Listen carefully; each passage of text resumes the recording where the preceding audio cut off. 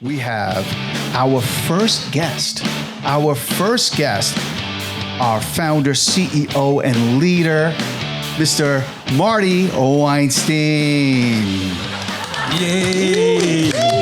Glad to be here. Yes, Marty, thank you for joining us today. My pleasure. I really appreciate you coming down. As you can see, we've got this podcast equipment set up. We've got some filming going on, and thank you for being our first guest today. I feel like it's really only right that we do it like that. I think it's an honor. So yeah, I appreciate it. Absolutely. We're going to keep this as organic as possible, and I like to ask the first question, Marty, that comes to my mind, like loaded. Who is Marty Weinstein? Who are you? That is a very, very good and I think an important question. And I've been reading a lot about that actual idea. And it's interesting that there's a book that I'm reading that talks about the difference between being human and a human being. Humans are sort of like just there. They're artifacts. Human beings exist in the moment. They have their own sense of self. They have a place in the world and are, as I said, their own selves. My experience is, in my opinion, interesting and a little bit strange, but it gives you a sense of who I am. So it's going to take a couple of minutes for me to get to that. Go for it. If you don't mind. You have ears that are listening out there. I used to have big ears too, and my mom used to tell me that's the first thing. You're a great listener. So it could be a good point. I never thought about that as a response. But I'm going to give you the history of Marty Weinstein that is probably close to the truth. Adolfo knows me pretty well, so does Allie, so I can't really not tell the truth, which I want to do. And I'll start early on. I was born in Brooklyn, New York. Woo, Brooklyn stand. New York. I knew I felt that connection. You and I Marty. always had that. Yes. You always had that. Moved out to a place called Rockville Center, Long Island, with my parents and my grandparents. In those days, that was a traditional kind of home setting, and it was great. I loved my grandparents. And I slept right next to him. I grew up in an interesting town that was sort of distinct because it was a Catholic diocese. So all the Catholic kids went to the Catholic school, and all the Jewish and Protestant kids went to the public schools. The public schools were amazing. They were really, really good. Sad to say that they're probably a lot better than some of the schools we're in now. It was really, really a strong school system. So I had the opportunity to go through a school system that taught me a lot. I made a lot of friends. I learned a lot. High school was a good time. I wouldn't say, I always joke to myself, there were tiers in high school. I was sort of like in the second tier. The first tier were the really cool guys, and the second tier were the sort of like the almost cool guys. That also reflected in my athletic ability since I made the golf team, but not the basketball team. Just that's how it goes. I had a chance to go to a great university, the University of Pennsylvania, where I also learned a lot about sort of class structure and how you may feel being a Jewish guy in a university that particularly is impressed with the it's called the WASP. Actually, the term WASP was created by a professor at Pennsylvania. The thing that happened in my childhood that, to some extent, I think impacted me a lot was as follows. My dad came from a very, very poor background, ghetto kid, never really graduated high school.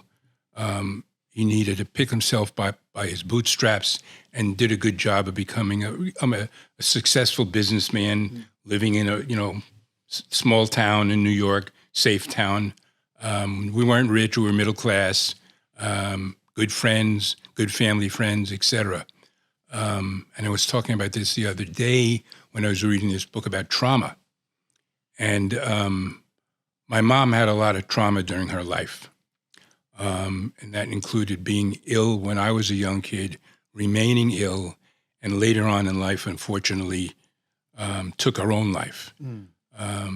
So that experience obviously has been an important part of my whole self. Once again, I was talking about it the other day. I talked to my brother about it. I said, I never gave Mom not the love, but the voice that I could have given her. Like, I love you, Mom. She knew I did love her, but in those days, my brother was saying is, you don't say you love someone. You just say, so that was really, really an important point. And the one thing she did say to me, which I think was the foundation for a lot of my own thinking, was that the family business went bankrupt. And she came over and said to me, don't worry, we have enough money for you to go to college. I can remember like that was yesterday. And that was such a gift for me that no words could express how grateful. I couldn't express it at the time, but no words could express the gratefulness I feel now for her making that sacrifice. And it obviously was really, really helpful. Yeah. After I finished college, which was a wonderful experience for me, I went to graduate school at New York University and got an MBA like I was supposed to. Unfortunately, it was also interrupted with joining the Marines, which was during the Vietnam era. I joined the Marine Corps and was in the reserves. So another important part of my history is that if you guys don't remember this, when President Johnson declared that he wasn't going to run again, he also announced that he was calling up 150,000 troops to Vietnam. I happened to be in the Marine Air Corps. Guess who's must be going to Vietnam? I remember I went home that night and just thought about, here's my choices. I'm going to Nam or I'm going to Canada. I never had to make that choice, but in hindsight, I'm pretty sure I would have gone to Vietnam. And I knew guys who did go to Vietnam and didn't come back. So this triggered in the era of the anti-war movement, the civil rights movement, and everything else that was going on. At the time, I was working, and this is a critical juncture, I think, working for an advertising agency. That was really a cool thing to do. I was cool, trust me. I was also on the path to greatness as an ad guy. This is in New York City? This is in New York, right. A place called Benton Bowles, which I still think exists. But literally about 1 or 2 years into it, my friend and I woke up one day and said, we can't do this. I can't make this my life. I can become rich. I can move to some fancy place in Connecticut, but I'm wasting my time. I'm wasting my soul. I walked into my boss's office, this is true, and said, I quit. He said, you can't quit. It's in the middle of budget season. I said, I quit, and I left. I had the opportunity to move to Chicago and work for a gentleman named John Nesbitt, who was ultimately a pretty famous guy who wrote the book called Megatrends. And it was sort of my introduction to activism in a business sense. Our business was about trying to get for-profit businesses to be socially responsible. Great idea, bad execution. I told John one day, John, guess what? It's over. He told me, no, we're going to Tokyo. We have this great conference. I say, no, we're not going to Tokyo because we don't have any money. Early 70s, Marty? Late 60s? Early 70s? Late 60s. Yeah. Late 60s, okay. Exactly. So that ended my career at Urban Research.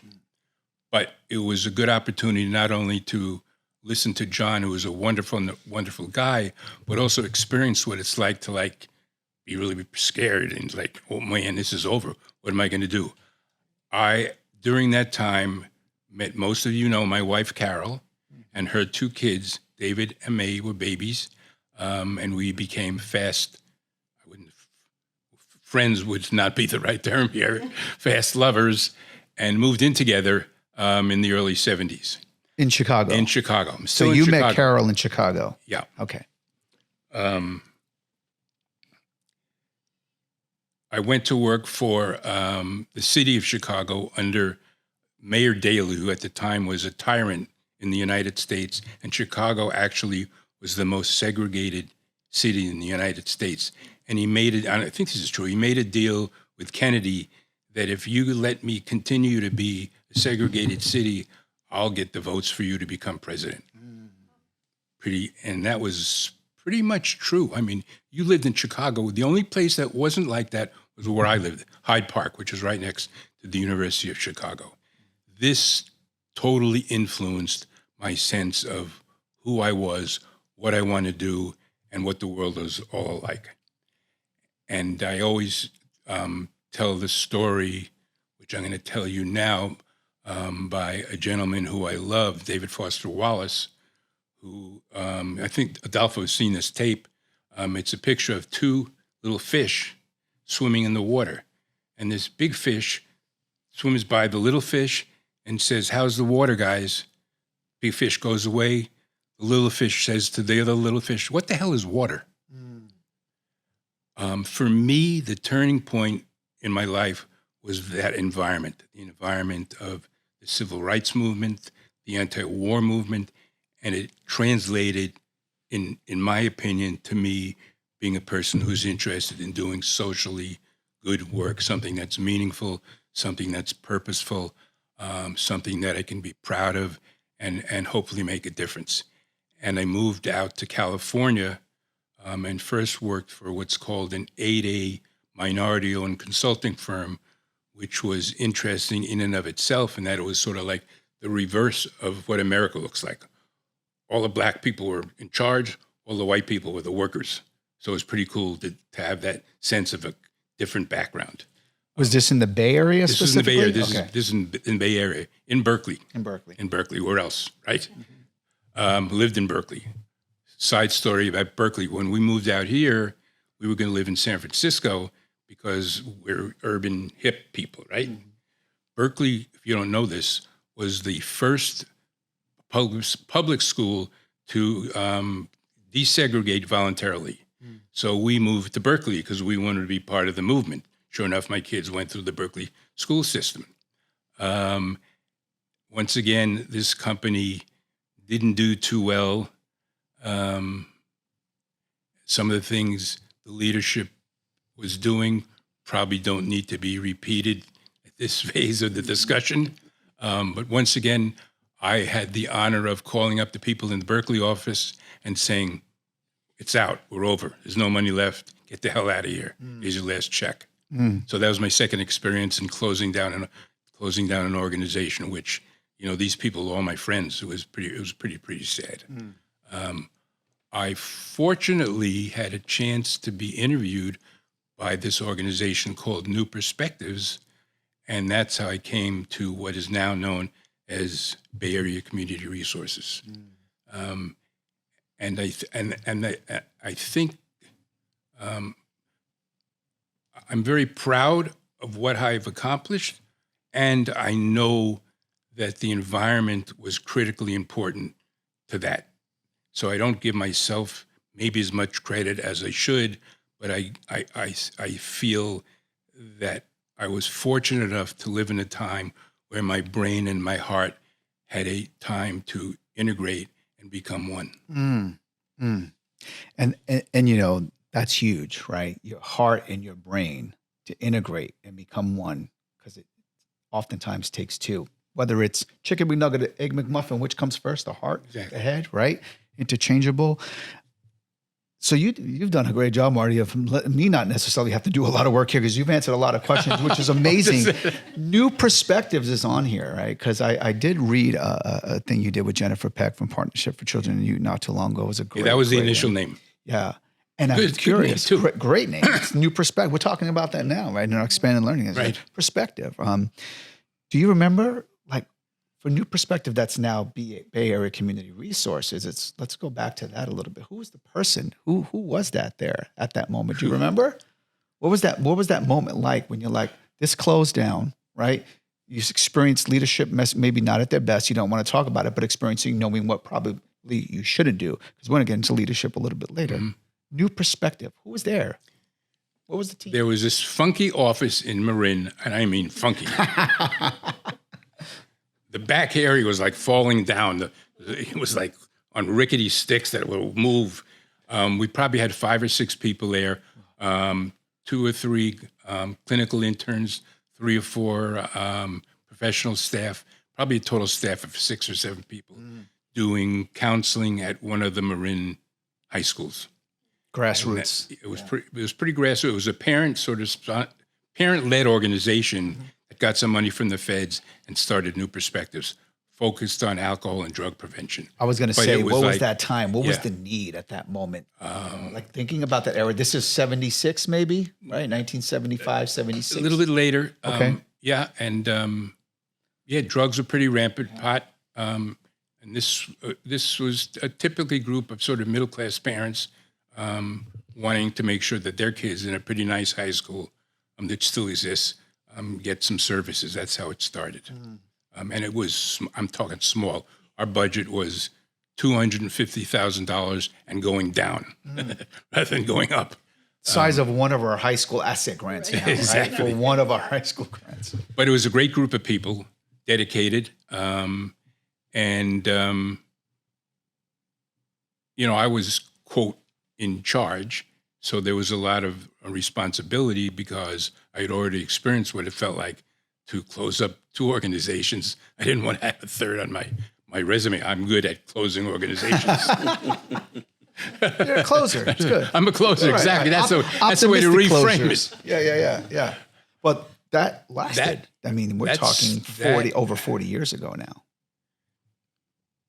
Right? You know as well as I do that that's like unbelievable. Mm-hmm. Number 1. Yep. Number 2, we have been extremely fortunate, lucky, and good at the same time. Fortunate, lucky, and good. What makes us good, Marty? The people sitting right here. People sitting right here. And speaking of which, we have some people sitting with us right now. We have,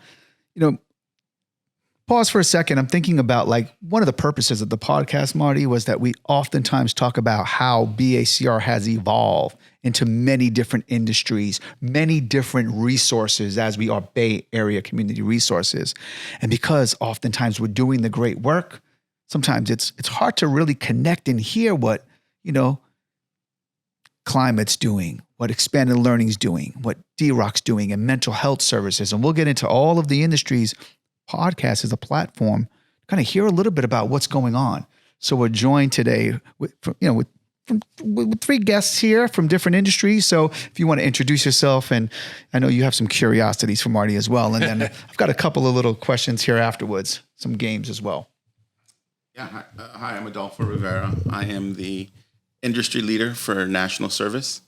Been with BACR for 27 years. Ooh. I was 25 years old when I came to this organization. Imagining the budget was much, much smaller, a lot less staff. I weighed 20 pounds less, didn't have any gray hair. But it's been a wonderful ride. Yeah. With the people I work, the opportunities we've been able to give, and then last but not least, getting the opportunity to learn from the best, which is the man sitting next to me. So it's been a great ride. The man sitting next to you. Tell us a memorable moment, Adolfo. 25 years. When you think about the retention of Bay Area community resource, it's a long time. He's like my younger son. There you go. Well, thank you. I have a lot. There's a lot of memories, right? I came in pretty young, didn't have any children. Right, just got married. I actually got married in 1995. So Don Blasky recruited me. I was working for the city of San Rafael. Don Blasky said, "Hey, we got this AmeriCorps opportunity," and recruited me. And then here I am, 27, 8 years later. So I have a lot of memories of Marty, right? And, some of them are funny, right? We've had a lot of fun together. I think that the first thing that comes to mind, right? Which is, I think, one of the biggest reasons why I'm here, continuing to be here, right? Is it's been fun, and he's made it fun. He's made it challenging, right? He entrusted me at a very young age, gave me confidence. My first memory of Marty, which is actually kind of funny, is I don't know if you even remember this, but he used to drive around in an old VW Fox. They don't even make that car anymore. No air conditioning. No air conditioning. Literally, no air conditioning. So, maybe I've been in the agency for, 9, 10 months, and hey, you're going to go with Marty to, I forget where we're going. And he's, I'll drive. So I get in the car, and there's like Burger King bags everywhere. and then Potato chips. And pottery boxes of clay and all that stuff. It's like, I'm going to sit in the front, so we have to move all the boxes out of the way and the Burger King wrappers. And at that moment, I was like, oh my God, I love this man. Right? Yes. That's my first kind of get to know you. I forget where we drove, and the conversation was easy, right? Insightful. And it left, that was my first impact. Going, gosh, this is a great place led by a wonderful human. He was a boss, right? But it never felt that way. It felt like this is someone I can relate to. I can understand me. So that was my first memory of Marty. Yeah. And then ever since then, he gave me the opportunity, right, to lead national service. I was very young. I was maybe 28 years old. Our budget was maybe, I don't even know, $2-3 million. But it was more about him believing in me, right, and trusting me and saying, okay, look, young man, I have faith in you. I remember when he called to offer me the position as Director of National Service. I just bought a house, had a baby. He called me on a Saturday. You probably remember this. And he's like, hey, I want you to be the director, just like that. Like that was okay. And literally my only negotiation with him was, we had a lot of AmeriCorps members, maybe like 100 at the time. We'd always lugging around food and soda. Right. I go, fine, I'll do it. One condition. He goes, what is it? I get that VW? No. That had already broken down. Yeah. He was on every Ford. Saturday, you need to pick me up. We make a pit stop at Burger King. Burger King. Chips and go. Chips. Yeah. And I said to him, I go, fine, I'll do it. But I don't want to lug sodas around anymore. And he says, done deal. I'll talk to you Monday. Excellent. I'll have my lawyer write it up. I love it. So it was a wonderful start for me, right? As a professional in my career, afforded me a lot of opportunities, and I got to learn from him. Mostly good, the good habits, maybe some of the bad habits. Right. But to learn from someone like him who cares, is committed to the community, but committed to the people who work with him, right? It never felt like I was like he was a boss and I had to behave a certain way when he was around. We could be real, right? When things were tough, we'd sit around the table and commiserate and figure out, okay, this is bad. Whenever we, something was going haywire with AmeriCorps, and here we are 28 years later. Still kicking. Our budget is like $28 million compared to the $2 million when we started. Yes. But that's a testament to him and his leadership, right? And you. Oh, well, thank you. But literally, it's because you instill confidence in the people you work with, right? And so for me, at the time, I didn't have that much confidence, right? I was a young kid from the mission, trying to figure it out. And you believed in me, right? He believed in me. You believed in me. And I think that went a long way, right? And you never wavered. Thank you. Right? When I made mistakes, never felt like, oh my God, the earth is going to fall on top of me. I was like, okay, what can we learn from this? And that's the other thing with Marty, right? Is that he's always learning. If you talk to him, right? And I've had the privilege of being able to talk to him pretty much on a weekly basis, multiple times for many years, a lot of lunches.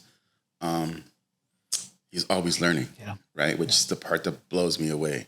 It's one of the BACR best practices, right? Continuous learning. He's still learning, Absolutely. right? And I think that's an example for myself, for my children, for all of us, right? That the journey never ends and the journey never stops. And you can keep getting better. Absolutely. Right? Or at least keep attempting to. Yeah. And you can see it right now. He'll lead off always with, I'm read a book. And I have it with me right now. Right? You know, I don't know how many books. The only books I have in my office are books that he's given me. Right? No, you have the one that I've only read 2 of. French. You're living it. Right. Adolfo, living it. Right. You know, a lot of what you're speaking of, I often hear in the organization, and it's one of the things that comes up in terms of our retention. It's relationships. Yeah. Right. Absolutely. People are doing the great work in the communities, right, with families and students and children, et cetera. Right. Marty, like, how important is the relationship? Like, when you think about the work you've done for so many years and so many people you've had to like rub elbows with and talk to and advocate, relationship, how important are relationships? Number one, it's built into our culture, and it's been built in from the get-go, and it's been the reason people stay. There's no question about that. Everyone knows the joke is, hey, I'm not here for the money. We know that. And in some sense, you could even say, I'm not here that I'm doing a good job. I'm here for the people that I have an opportunity to work with. And those of you who work in the schools know that there are a lot of sort of sometimes strange people in the school system. So it's really good to have these dear, good friends and relationships back at home. I just have to say one thing, though, that's funny about the whole story about national service. How this is the part that is sort of luck, opportunity, and skill built in one. We were going to build at the time an intern institute, training institute. That was our big idea. This guy calls me up from the state and said, hey, there's this new thing I want you to know about called AmeriCorps. I don't know exactly what it is, but it's going to be really, really big. Okay, thanks a lot for the tip. We started to explore what AmeriCorps was all about and built this consortium called BACR AmeriCorps, which was made up of about 10 or 15 organizations at the time, all good friends of each other. We submit our proposal to the state. This is a great story. The state thinks it's pretty cool, right? And they don't know too much about it either, because they're just starting up their programs, as running for the feds. They sent me to Washington to explain this program to them, which was basically an intermediary. In other words, it wasn't one agency. There were multiple agencies going to be getting AmeriCorps members, and we were going to be the central agency sort of coordinating it all. They thought we were nuts. So we didn't get the competitive grant at the federal level, but we got the state grant at the state level. Turns out, how many years later, the intermediary model became sort of the archetype in many ways for what AmeriCorps is all about now. Wow. At the time, the truth is we really didn't know what we were doing. We really didn't. We knew each other, same thing. We believed in each other. And we put this idea together, not knowing whether it was going to fly or not. It flew. And as I said, it became like, an important integral into the whole AmeriCorps delivery system. But at the time, it was like, didn't make any sense to anyone. But you all knew the power of anticipation, probably at that time. Who knew? Yeah. You did. Something that was there to propose that now becomes the model, right, for national service. It's almost unclear to me how it all evolved, but it did have something to do with the relationships. Yeah, I'm sure. Relationships, here we are. We have 2 other guests with us right now to my right. Allie, you want to talk a little bit about who you are, what, and she would, and something about Marty, something you want to share, a memory, a story, a question you may have for Marty? Sure. Thanks for having me. Let me put up that mic again. Let me put up your mic again. Let's go. Absolutely. Pleasure to be here. I am thrilled to be part of this agency. Marty's a huge piece of that. For those of you out there, I'm Allie Wolgamuth. I direct our ECAP programs, which stands for Engaging Communities in Advocacy and Policy, which is a group of about 15 folks in the agency that are really committed to working with community to break down place and race-based barriers to health through community-based advocacy and policy work. So really mobilizing community members around issues that matter to them. And I am able to do that because of Marty and because of the support that the agency has given. This is not something we were doing a lot of when I joined 13 years ago, but I did get to work with youth and youth development and youth leadership, and all of those pieces were there. And I remember asking Steph and Marty, like, can we do more? Like, these young people are capable of more. more. Like, let's give them the opportunity to do more. And I just got yeses all the way up the chain, right? All the way up to Marty. And so our young people went from doing really cool media projects in their schools and poster campaigns and hosting, rap battles on their school campuses to passing policy in cities with hundreds of thousands of people over the last 5 years. And so, and that is very much a testament to the support of the agency and Marty being willing to invest trust in those of us, when we do have ideas and we're excited about the work and the community. And so just thrilled to be here. I first met Marty actually as an AmeriCorps intern. I joined in 2010 and worked for Carol. So I worked for Marty's wife, and I actually met Marty in his home, which I think was a surprise to him. So Carol had invited 8 of her AmeriCorps vistas into her house for lunch or, afternoon, whatever. And I don't think Marty was informed because he came in, all casual chatting with Carol and rounds the corner, and there we all Surprise. are. And immediately pivots and then, hangs out with the organization's interns, right? Yeah. I think at the time there were 800 of us. There were 800 employees at BACR, and Marty sat down with 8 interns to chat for, 30 or 40 minutes about who we were and what we were doing. And I just remember thinking I came here because of what was on the website, right? The values that were espoused on the website. And I remember thinking that day, these play out, right? These play out all the way throughout the organization. And it's certainly why I'm still here 13 years later. So I got to add to that too as well. I don't know if it's the same 8. I don't think it was 8, but there was a time one summer I was the only man in the house with, I think, 7 or 8 interns who were staying there. And I was like, hey, it's time for me to go to the bathroom, folks. That's real. that sounds So about funny. right. Sounds about right. Thank you, Allie. I mean, that's really important. And I think about the different industries that have evolved. How does someone conceptualize a industry, if we will, or a service based on a need and get it to Bay Area Community Resources? What does that look like? It's oh wait, there's a need now for mental health. Marty, what do you think? Can we do this? For the listeners out there who may not know, how did BACR evolve to so many ECAP, expanded learning, climate, mental health, workforce, reentry?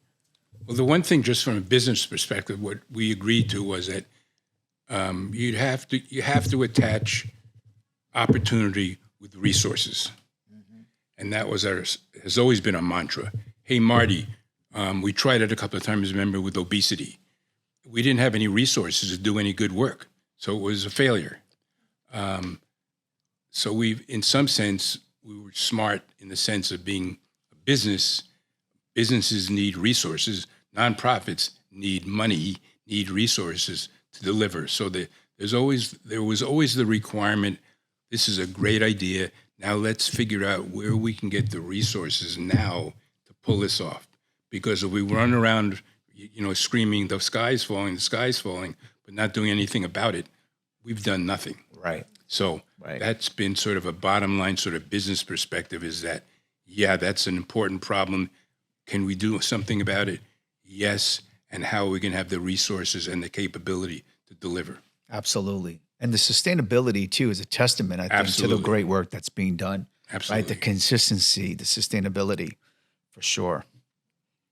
Allison. We've got Allie and Allison. Yes, that's true. Yes, that's true. I am the expanded learning Allie. So I've been with BACR since 2008, when they first took over for the district with Bright Futures. So as soon as you guys picked them up, you picked me along with you. What district is this? This is WCC. So this is Contra Costa County. Yes.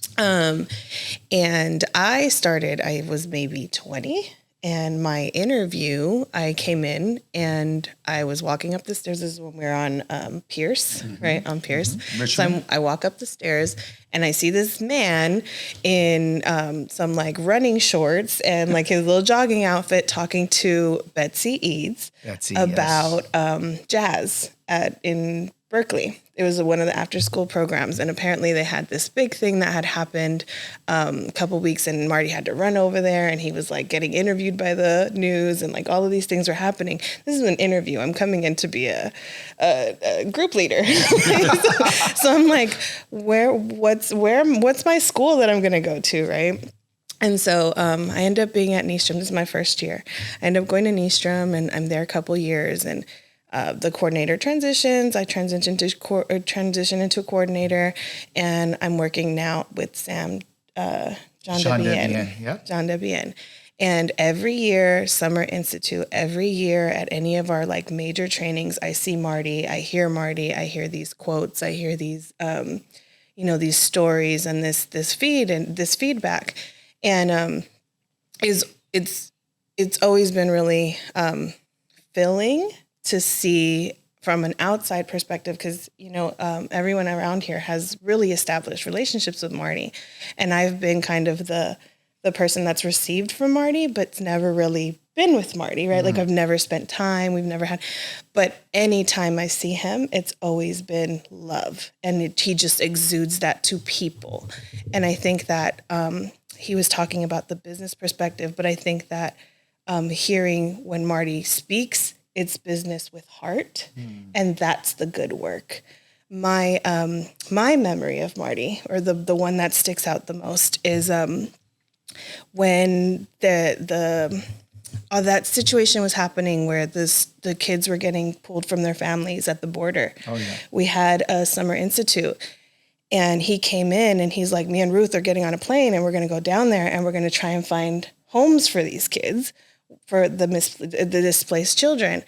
And he said, and I'll never forget this. He said, we're doing God's work. This is God's work, right? And it was like, that's the good work. This is who I'm working for. And at that time, it was, I either have to make more money or I have to leave.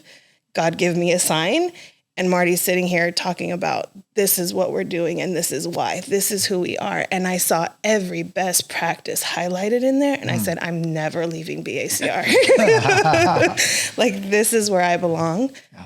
These are my people, and this is what I believe in. It's living, walking word. Yeah. And that comes from you. So thank you. Wow. Thank you, Allison, for sharing that. And I do remember that as well. I remember. And, Marty, one of the things experiencing you speaking and keynoting and even conversations is the art of storytelling. Yep. Well, authentic. Authentic. This book I just read. Authentic. Number one. Transparent. Similar. Yeah.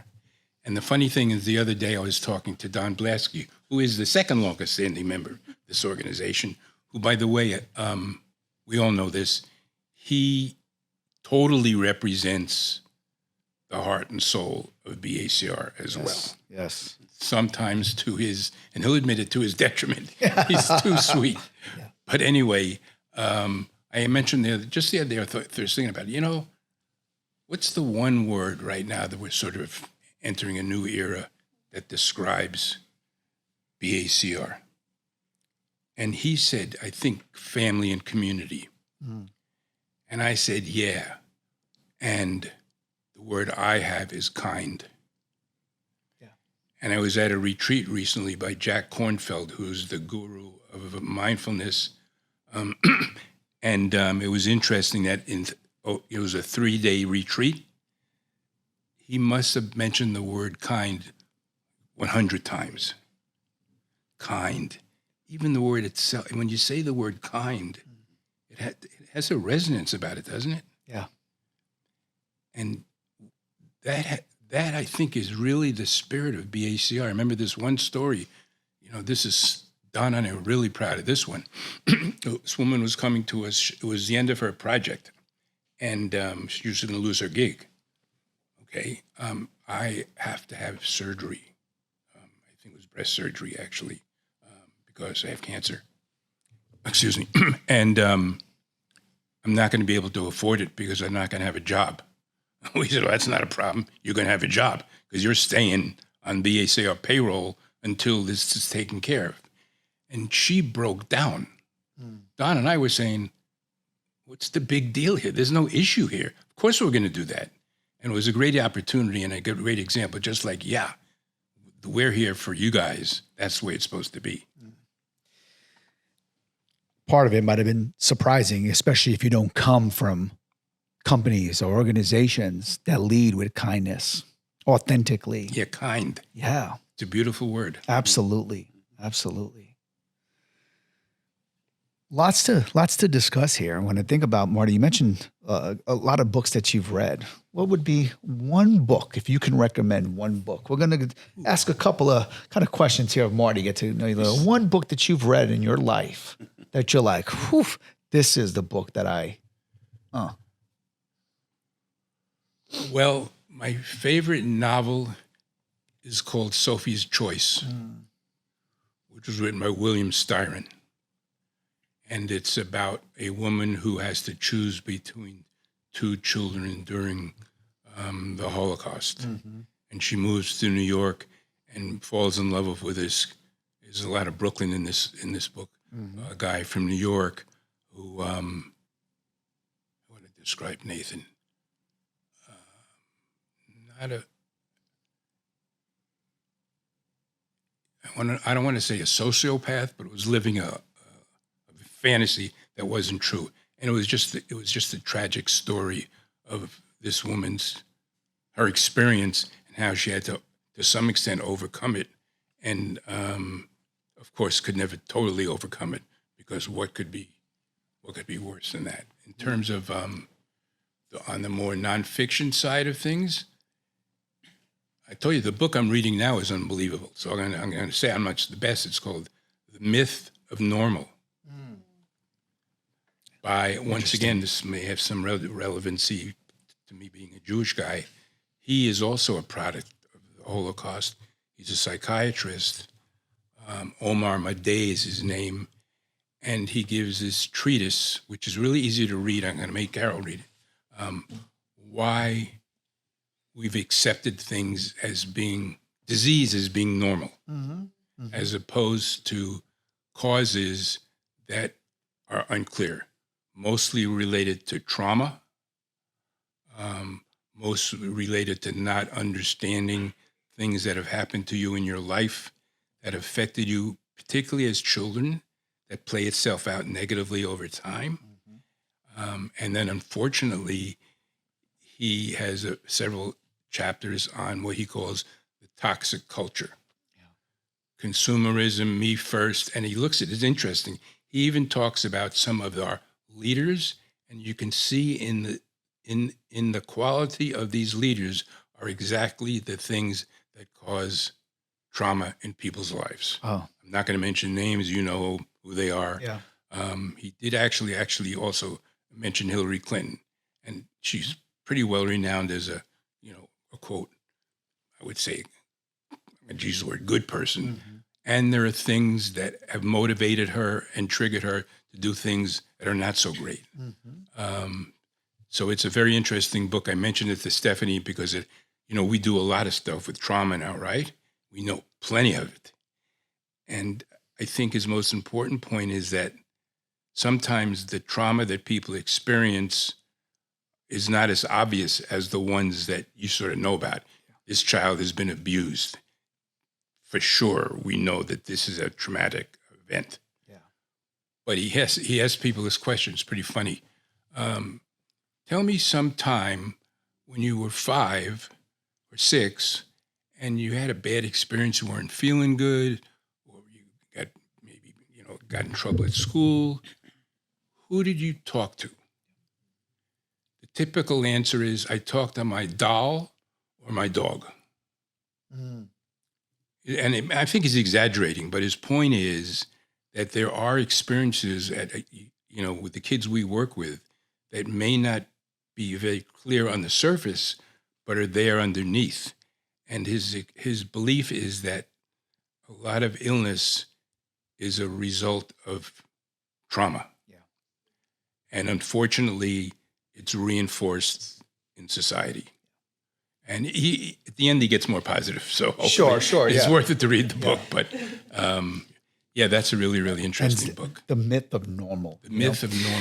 And it's interesting as we think about like the service we're doing now, we're seeing more and more students and communities, right? So we are embarking upon more and more trauma-informed practices, right? Exactly. And thinking about often how we oftentimes think of the people we serve and not always about ourselves, right? And the trauma we come with and that we experience, whether directly or vicariously. So that self-work too, that awareness, being aware of whatever it is that you need to manage when working is really, really important. And we're seeing that more and more as we look at even our expanded learning program, students that we really want to serve, really, really want to serve, but may not have the capacity or the skill set just yet, but it's happening. And I hate to sound cliche, but right, the post-COVID, we know it's not post, but you know it's here.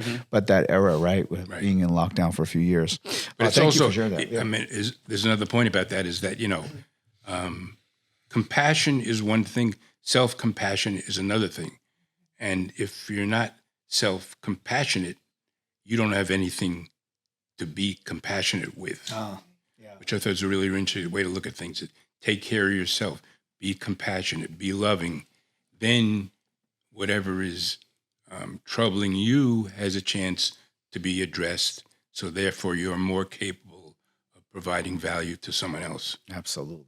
Absolutely. And thinking I remember being in Winnipeg, Canada in the mid-90s doing this cultural exchange and was on a reservation, and we were doing a cross collaboration with Indigenous peoples of Manitoba. They had solvent abuse issues with young women and people coming over the bridge. And one of the chiefs said, yourself, your family, the community, and then the world, right? Not to sound so linear, but that practice of you, it's cliche with you, your immediate family, your community, and then the world. Yeah. Better outcomes, little bit of a journey. Got a couple of questions here, Marty. Some people ask, okay, well, first I'm curious I'm looking back there and I see a piece of your pottery. I actually won one year a piece of your pottery. Adolfo talked about. Did you sell it? Yeah, Like everyone? no, it's in my house. Okay. It's in my house. Just kidding. Adolfo, you talked about that VW with Burger King and then clay in there. Pottery and thinking about self-care, like how did you get into pottery? What was it about pottery and how important it is, or how important is it for people to find something, a hobby, a passion outside of the day-to-day work? I can only, in that context, talk about myself. Yes. This, of course, always starts with a funny thing and a joke. This true story. My wife had what's called a kick wheel, Carol, which is a big thing with a big thing at the bottom filled with sand. When we moved in together, she made me carry the kick wheel to the house. And unfortunately, I got a hernia by doing that. Oh, my goodness. The good news was I got out of summer camp at the Marines. Okay, there you go. But anyway, I picked up ceramics out here in California, and I didn't tell you this part of the story. When I was working at this consulting firm, I was so obsessed with it that I quit work, which, was real scary, trust me, because I knew I was getting into some deep poverty levels right now. And I spent 3 years or so being a professional potter. Wow. Would you sell your work like on Haight and Ashbury or like really? Telegraph Avenue. I was on the avenue every Christmas. You would have seen me. And I won't brag, but I've become a pretty good potter. When I came back to work full time in the nonprofit world, the question I gave myself was, okay, here's the deal, Marty. You're a really, really good potter. You can be poor the rest of your life or become an artist and be famous. Do you have what it takes to become an artist? I sort of said, I don't know if I do. So I took the road back to regular work, but stayed with pottery for a long time. And right now I'm doing stuff that's, we're giving out. And my new thing now is, with symbols on it, like this one. Yeah. So the next one is going to be a plate that's going to be available, I think, this month. And the heading on the plate is trust the ocean and ride the waves. Have you heard that expression? From me. And so that's an expression from this group called Calm. And the basic idea, my wife took it literally. I don't trust the ocean. I said, we're not talking about the ocean. That's true. When you see how you tell that it's true. But anyway, so this project is a joint project between a colleague of yours, my granddaughter, who works for National Service.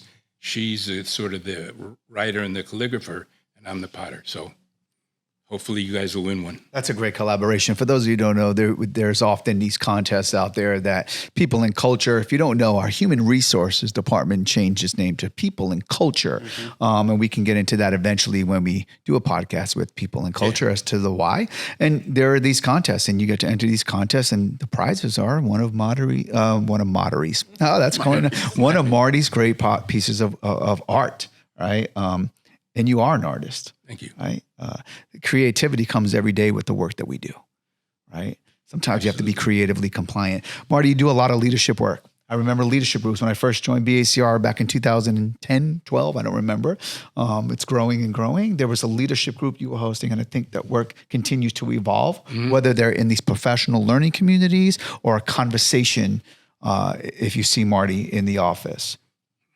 Talk a little bit about the idea of leadership in your homegrown leadership theory and why, because that's one of the questions that we got from one of our team members. Well, you know, some of my favorite expressions come from that. Number one, leaders absorb pain. They don't inflict it. Yeah. Right? And I think to be a true leader, you get back to the same thing. You need, once again, be authentic, be honest.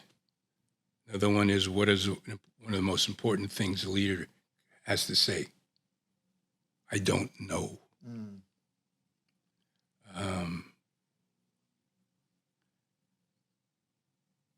I mean, I think a good leader, in my opinion, is able to identify the right people, and not necessarily for the job, just the right person. Allie is an archetypal example of that.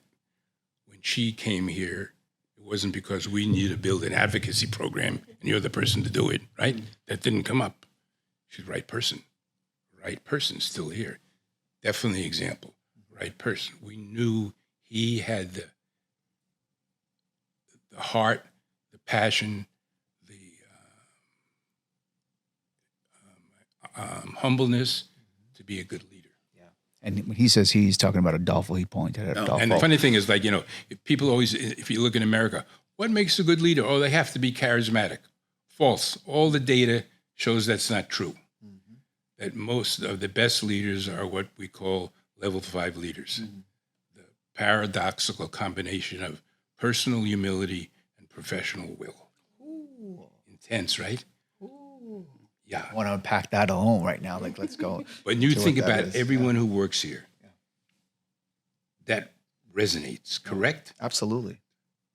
No one's running around saying, this is about me. Nope. In fact, I remember Don Blasky used to edit I out of some of his staff members' memos and saying, I did this, I did that. No, we're replacing I with we. Yes, absolutely. And, you know, the idea of feeling that it is okay and it's actually encouraged to create these continuous spaces of sharing, being authentic, what's happening, so that we're okay to be vulnerable and say, I don't know. So I don't have the answer to that. Yeah, exactly. Right? And my other favorite one, of course, is, you know, this one. Managers do things right. Leaders do the right thing. And that is tough, particularly for someone like Allison, who's in the school system, where the stuff that's going down, right, that is not looking too good. And we may have to jeopardize our relationship by not doing things right, but by doing the right thing. I remember one time, actually, it was at a school in West County. It was a Harbor Day, it was called. Does it still exist? Harbor Day was an elementary school for kids who got kicked out of elementary. How the hell can you get kicked out of elementary school? Wow. So I said, we're not working at that school. No way. You know, that's unjust, unfair. I went to the school with a couple of our staff members, saw what was going on, and sort of got the sense of the need. And so we did go there with some of our great, you know, strong therapists and did a good job. But it was sort of the example of, initially it was like, no, we can't do that because it just doesn't seem right. So I think that's really, really important for us. And I think we've done that a lot, that we've chosen the right thing as opposed to something we can get out of it. Absolutely. Marty, we have a new CEO coming on board. Well, on board already? When's the day? Like Monday. I think. Monday. Wow, it's Thursday right now. I'm out. You're out. I'm so out that I'm in. There it is. He's so out he gets a podcast. Yeah, exactly. Absolutely. What's something you wish you had? I know times are different, but if there's words of advice, wisdom, something for our new CEO, specifically CEO of Bay Area Community Resources, formerly known as New Perspective. One piece of advice? Piece of advice.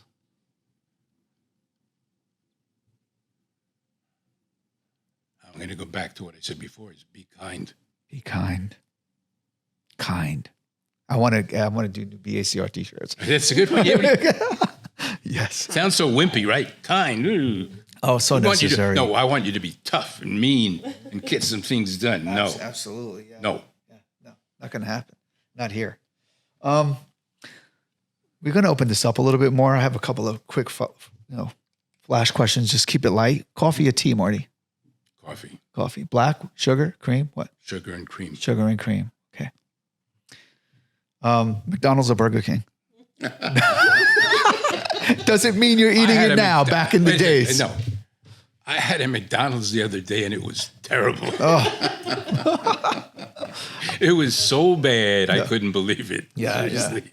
I think I do it once every 6 months, and Exactly. I like throw So, everything like, out, and then dude, the that next thing day is I feel like bad. I got hit by a truck. I'm like, oh, Right, whatever. New York City, favorite, bagel shop. You go there. What do you order, Marty? Oh, at a bagel shop? Bagel shop. What are you ordering? What's your bagel? Bagel, lox, and cream cheese. Bagel, lox, and cream cheese. Oh, Absolutely. my man. Absolutely. Good. Music concert. I know you like various types of music. Do you remember your first concert? Who was it? My first concert was probably a classical thing. I had to go to with my mother, so that doesn't count. In New York City. I was 5th grade. That totally counts. I'm going to the Sure. Bruce Springsteen concert in January. This is his final, I think, lap, right? No. Billy hurt. Joel. No, Elton John was the final lap. He's sick. I hope Yeah, he's okay. yeah. I read his biography. He's a very interesting dude. Yeah, and had, he admits, he talks about his own depression. Yeah. So I'm wondering, not to speculate, Yeah. he might have, just had a little relapse. I'm not Yeah. sure. Yeah. There's something about that. He's mentioned peptic ulcer or something. Yeah. Right. But it's possible. So you're going to go see Bruce. Have you seen Bruce, the Boss, before? I have The never Boss, seen quote, the unquote. boss in person. Okay. Saw him in April. It was brilliant. Wait. Going again in December. Say it again, Allie. Saw him in April in Baltimore. He was brilliant. That's And Going fantastic. again in December. Great. Hope you get to enjoy that. Thank you. It's funny. My wife, that's her crush. Anthony Bourdain, rest in peace, and then Bruce Springsteen. She's like, so industrial, so Jersey, New York. I was talking about the other day. It's like, what? In fact, he said it in Pete. What? We were talking about music one day, and Pete used to work for us. Said, I don't get Springsteen, Marty. He doesn't. I said, it's like a '60s and a '50s thing. Yeah. And I was talking to was it my brother or my wife? Anyway, a friend. And the thing is, what Springsteen represented was, the guys or the girls who sort of broke out of the norm and were willing to not a necessarily good thing, get their motorcycles, quit, skip class, and drive around. Yeah. Which he never did, by the way. He didn't do any of that stuff. Right. He was a pretty good kid. But anyway, I think he represented sort of the sense of being out there, being, against the tide, I guess, so to speak. Absolutely. Little rebellious. Little rebellious. Or a lot rebellious. Exactly, Yeah. little rebellious. Artists, absolutely. Yeah, artists. Want to honor space here. Allison, Ellie, Adolfo. Any questions, any curiosities from Marty? We're going to wrap this up soon. We're almost at an hour now, which is great. Does it have to be a light question? It does not have to be a light question. I mean, there's questions here. I try to find the balance, right? For our listeners out there, and thank you once again for listening to the Bay Area Community Resources Podcast. So I would say, obviously, one of the things I admire most about you is your commitment to learning. I'm curious to know if there's anything you feel like you had to unlearn in order to do the job well.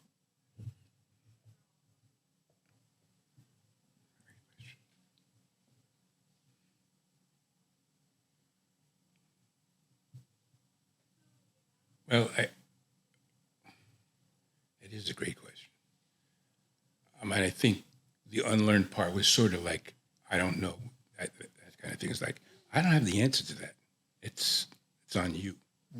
I sort of, I think I was probably okay at it, but you're taught the opposite. You go to graduate school, you're in charge. You're the decision maker. So I think I did have to learn a little bit about saying, I don't know. I was probably pretty good at it anyway, so it's not total 100% answer, but that would be one thing to think about is like, just being honest that I do not have that answer. Dolfo. Yeah, I think going back to Marty's discussion on kindness, right, and having the opportunity of being at BACR for such a long time, you can see its trajectory as a organization, right? Starting off, I don't even know what the size of BACR you said. I mean, new perspectives, 6, 7, 8 people.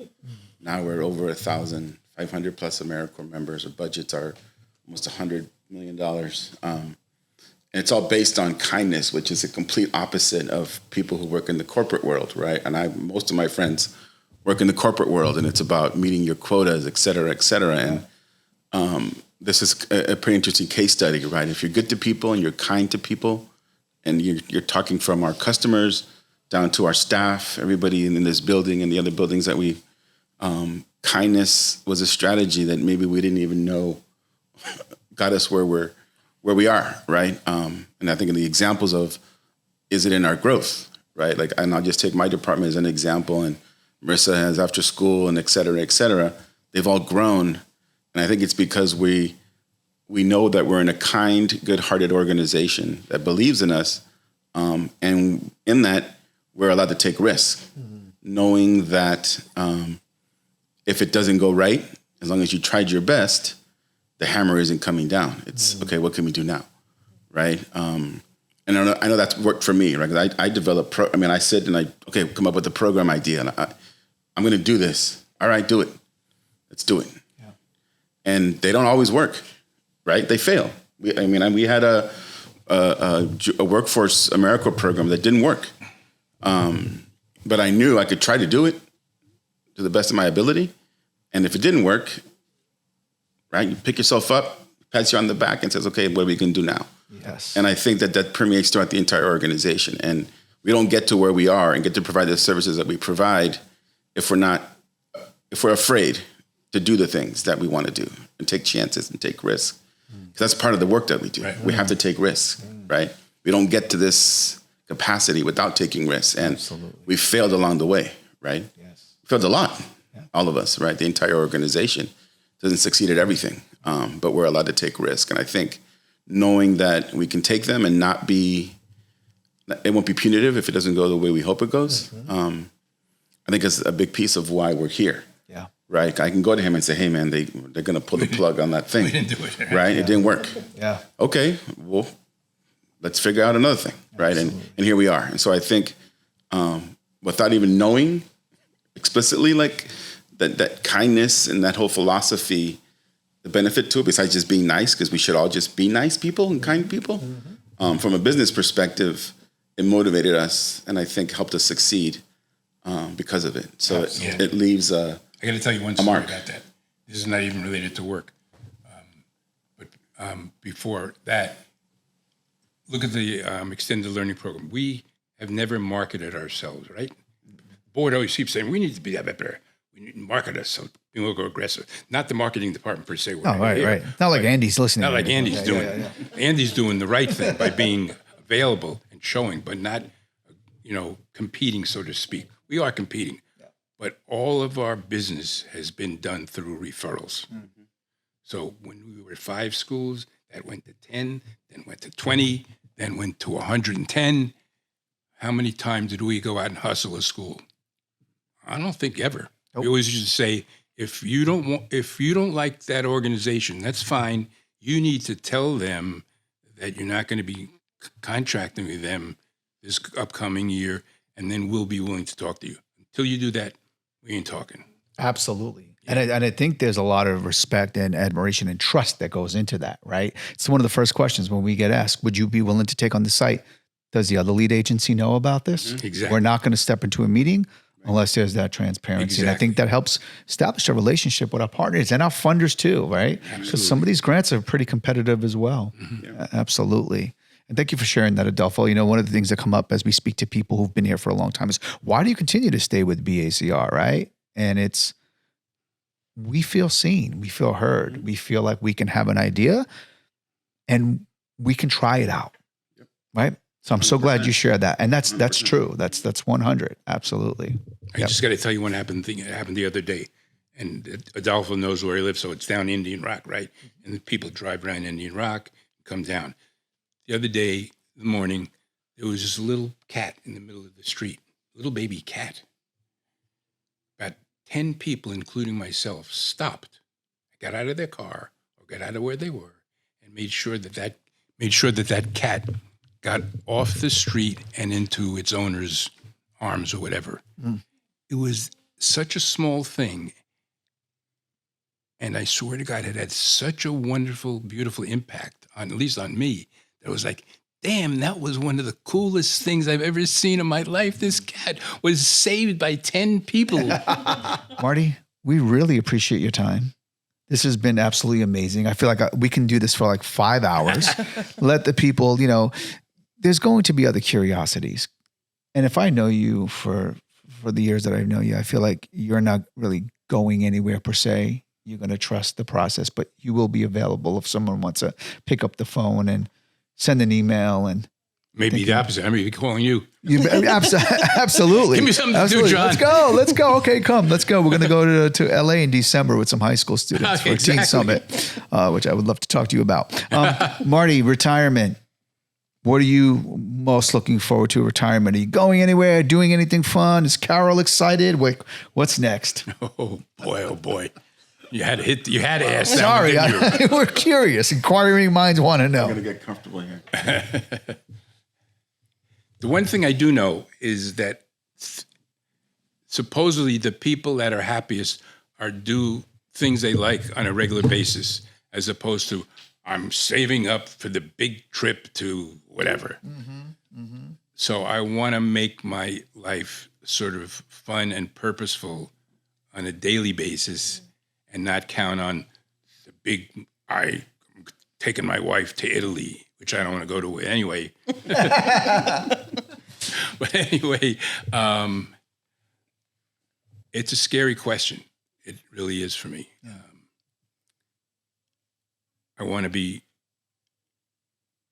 happy, for sure.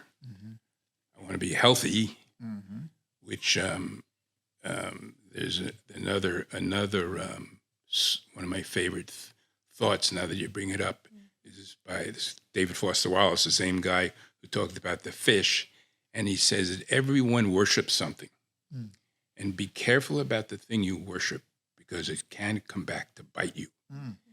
And he gives some negative examples, like, if you worship money, you'll never have enough. Adolfo knows this, and so do you mention in terms of like physical stuff. I have an obsession with, I think, physical health, and someday it's going to come back and bite me. So that's just the way it is.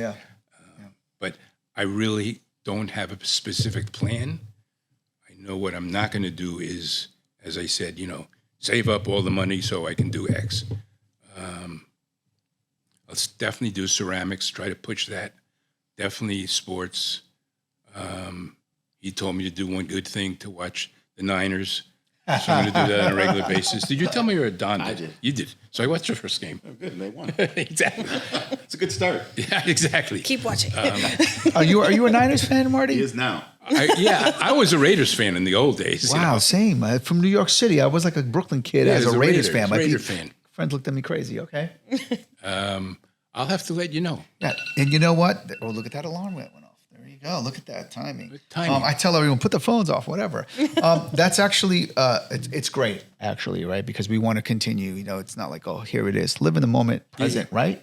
As it goes on, whatever it is, Marty. I'm even curious, like your mindfulness, right? Mindfulness with Marty. Is that something you think you'd want to explore and continue? Maybe we can get a consultant, right? That's a pretty tedious process we have here at BACR to onboard consultants, but I think we know you pretty well. It's a good idea. I like that idea. Something I know, right?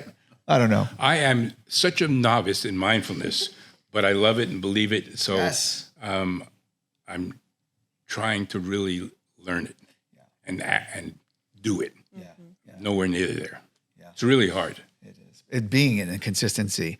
I see we have some people in the background here, and I see Andy. Andy has a question. Hi, Andy. Andy, can you introduce Andy. yourself, who I've you been are? sitting here very patiently. So Oh, come on. I just Let's have go. one question for you. As you have this legacy here in leadership, hold on, I wrote it down, so now I got to look at it. And as you retire, what legacy do you hope to leave behind?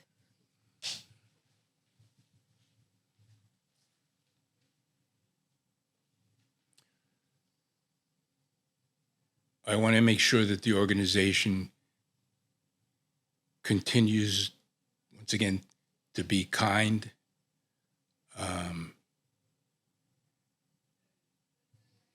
authentic, purposeful, and loved. Thank you, Marty. Thank you, everyone. Thank you, guests. Thank you, Simon, who's filming us right now. On my heart right now, Marty. You're the best. You mentioned your mom earlier, and I just want to circle back to that because you said your mom talked about college, and here I have this money for you to go to college, and then you didn't have this time to maybe think, right? Say that. And as a result of that decision for you to have that trajectory and that path, think about how many lives have been touched and impacted in a positive way, saved, literally, right? Including us who work here. So big shout out to your mom. Oh, Yeah. sweet. Yeah. Yeah. I just think about that as we circle back. Thank you, Marty. Thank you, guys. Marty Weinstein. This It was is not fun. fair. This is not a bye. This is see you soon. See you. And, I'm sure there'll be connection. I never know. I'm not good at closing. I appreciate it. Ladies and gentlemen, thank you you. so much for listening. Thanks, John. Hopefully you Thanks, John. enjoy this. Beautiful And job. Adolfo, Wonderful. Ali, Fantastic and job. everyone, thank you so much. Thank you. Peace. Stay kind, everyone. Stay kind. BACR.